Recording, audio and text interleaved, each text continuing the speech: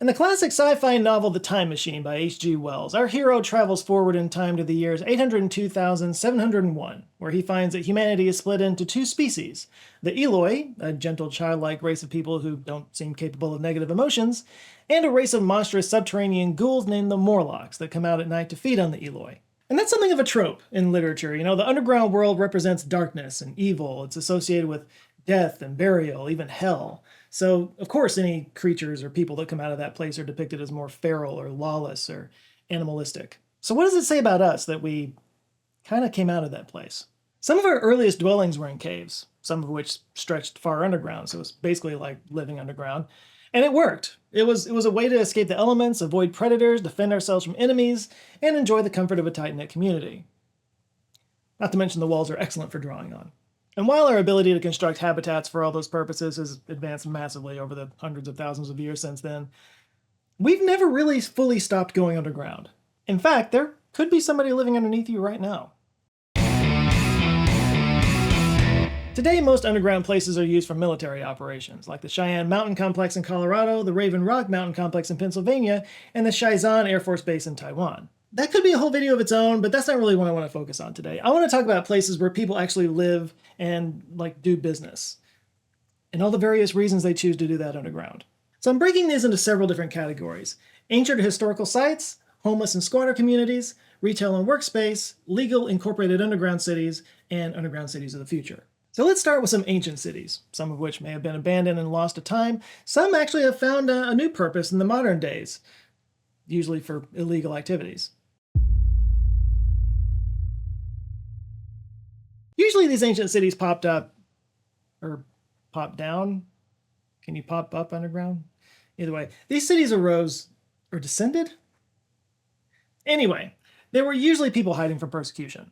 Like, take Derinkuyu in Cappadocia, Turkey, for example. It's one of the world's largest and deepest cities. The Hittites originally built it in the 8th century BCE. They were followed by the Phrygians, who developed it later before the Byzantines and the Christians expanded it in the 8th and 7th centuries AD. So, yeah, it goes back a bit. Derinkuyu is a network of tunnels and rooms spread out over 18 levels. It goes down 85 meters. You could almost fit the Statue of Liberty into Derinkuyu. The city was designed to offer protection and shelter to a local population during war times or when they were persecuted. It has a large storage area for food and supplies and a water supply system that features channels and wells. It's estimated that up to 20,000 people could live inside Derinkuyu. Another ancient underground city is the Napoli Sotterranea in Naples, Italy. It spreads out over 80 kilometers under the city's streets, and is more than 2,400 years old.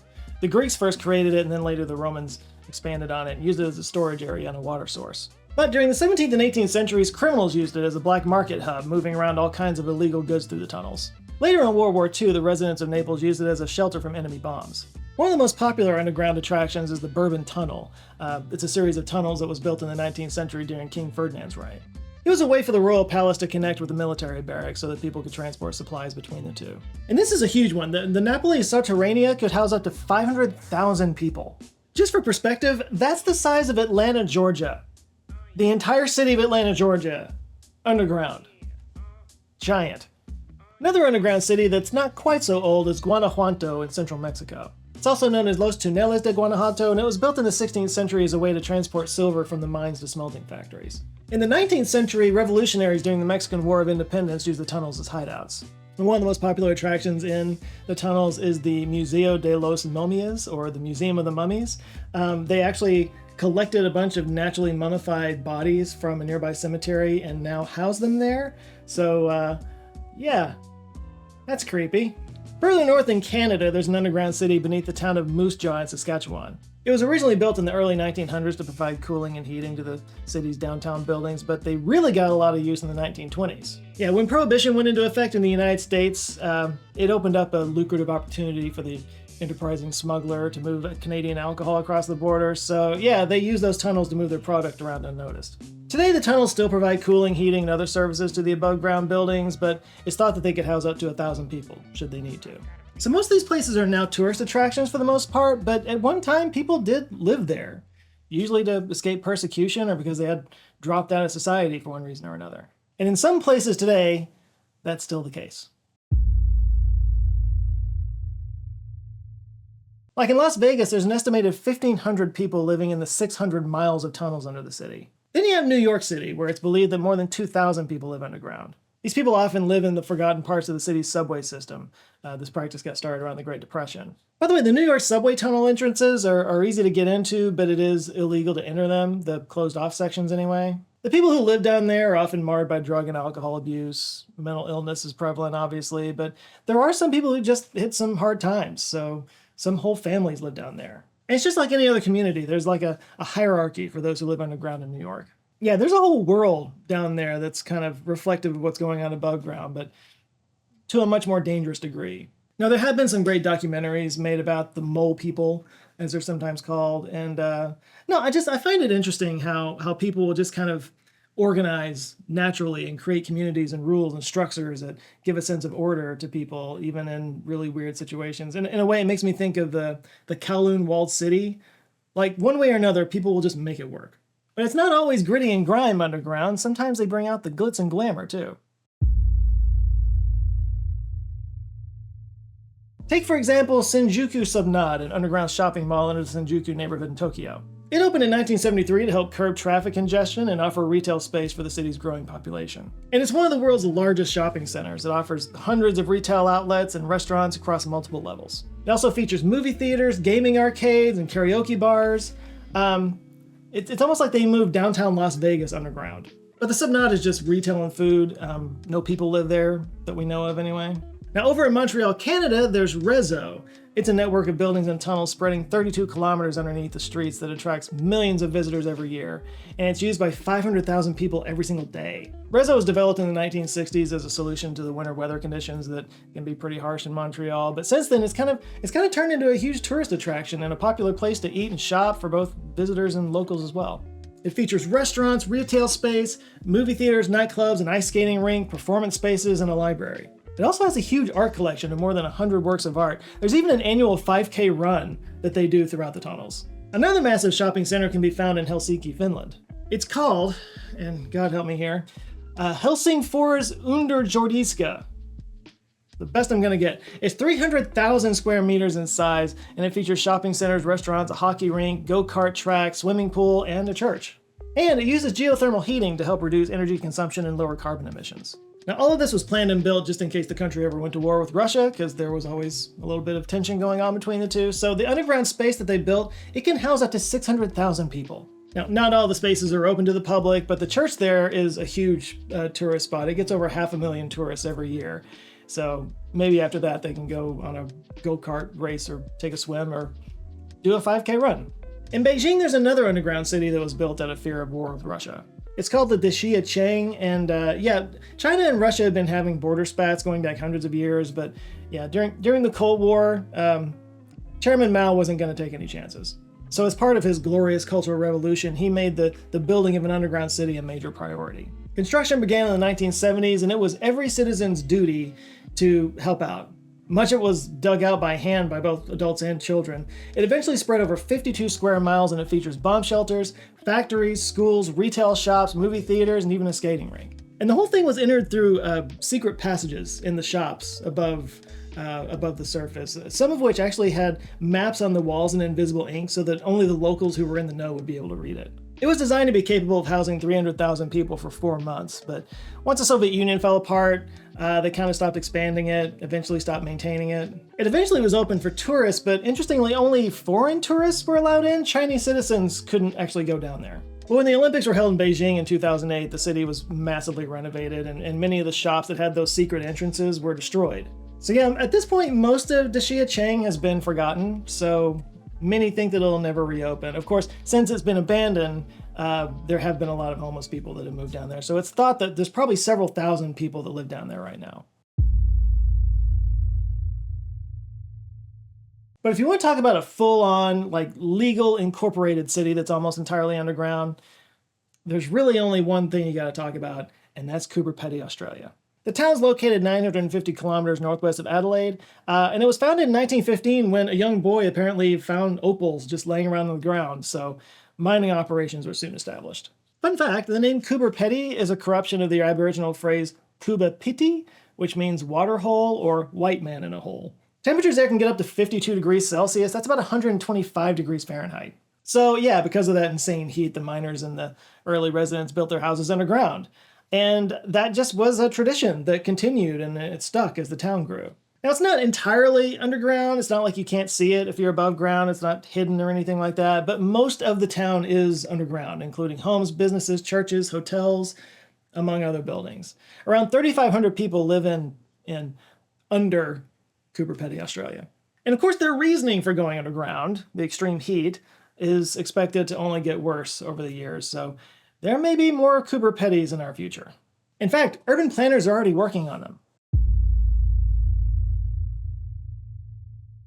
For example, there's the Earth Scraper in Mexico City.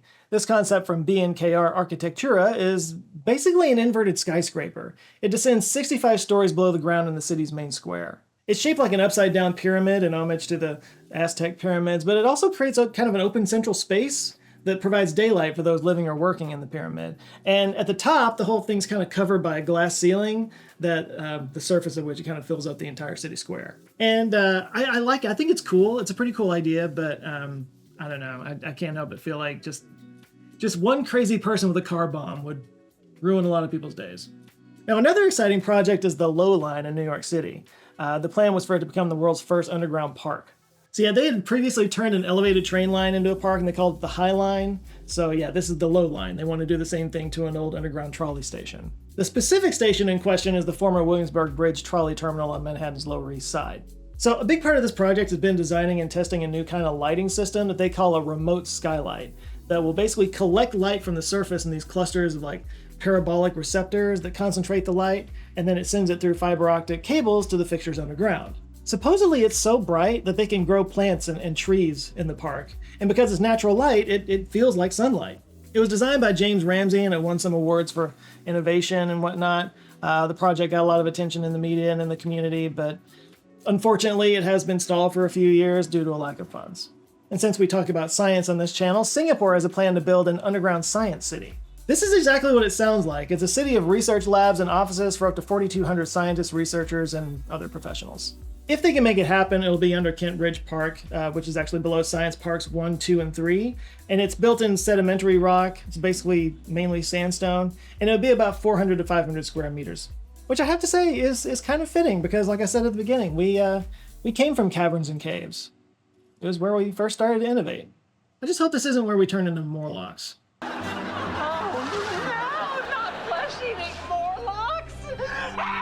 Of course, modern underground buildings are a far cry from the dugout dwellings of our caveman days, because we understand science now. So if you want to live better than a Neanderthal, you might want to check out the Scientific Thinking course on Brilliant.org. The Scientific Thinking course on Brilliant does exactly what it says it's going to do. It teaches you to think like a scientist. Because the scientific method isn't really as basic as many make it out to be, like there's science, and then there's science. This course will teach you science. This course will teach you how to do science right and how to think like a scientist, along with teaching you some fundamental scientific principles that you can then build off of. And the beauty with Brilliant is that it doesn't just force names and dates down your throat to memorize. It kind of gamifies learning by having you solve problems, which our brains are kind of hardwired to do. By hacking your own problem-solving capabilities, a couple of things happen. First of all, it's just more fun. It feels like you're playing a game more than school. Like you're just solving interactive puzzles and brain teasers in your spare time. It's just a fun thing. But second, it makes you learn it in a way that makes sense to you. So it's a lot easier to apply that learning to other things in life and to build on top of it. And whew, can you build on top of it? Brilliant has courses and learning paths to teach you everything from quantum physics to LLMs to rocket science to competition level math. Basically all the things that have been over your head all this time, this is the hack you've been looking for. And if you sign up at my link at brilliant.org/answerswithjoe, you can get 20% off the annual premium subscription. Start a daily learning habit that could change your world, or at least your understanding of it. I'm telling you, there's so many things that I just never quite got in school that when I learned it on Brilliant, it was like a light bulb went off. Anyway, it was awesome. I want you guys to have that moment too. So one more time, it's brilliant.org/answerswithjoe. Links down in the description. All right, thanks you guys for watching this, and a big shout out to the Answer Files on Patreon and the channel members who are helping to support this channel, keeping the lights on, forming an awesome community. I can't thank you guys enough. If you're interested at all in doing that, you can go to the Patreon link down in the description at patreon.com/answerswithjoe, or click the little join button down below, and yeah, you can join the channel membership there. Also, quick shout out to all the people watching on Nebula. If you're not watching it on Nebula, they get a little extra something that I don't put here on YouTube. I always put a little extra something in the Nebula videos. Go check it out there. Ad free as well. All right, thanks so much for watching. If this is your first time here and you're interested in underground city stuff, how about underwater cities? Here's a video that I did about sunken cities, cities that have been drowned in time. It's pretty interesting. If you haven't checked out any of my other videos, there's also videos that are on the side. If you're watching on your website, on your browser, go check them out. If you enjoy them, I do invite you to subscribe. I come back with videos every Monday. So that's it for now. You guys go out there, have an eye-opening rest of the week. Stay safe, and I'll see you next Monday. Love you guys. Take care.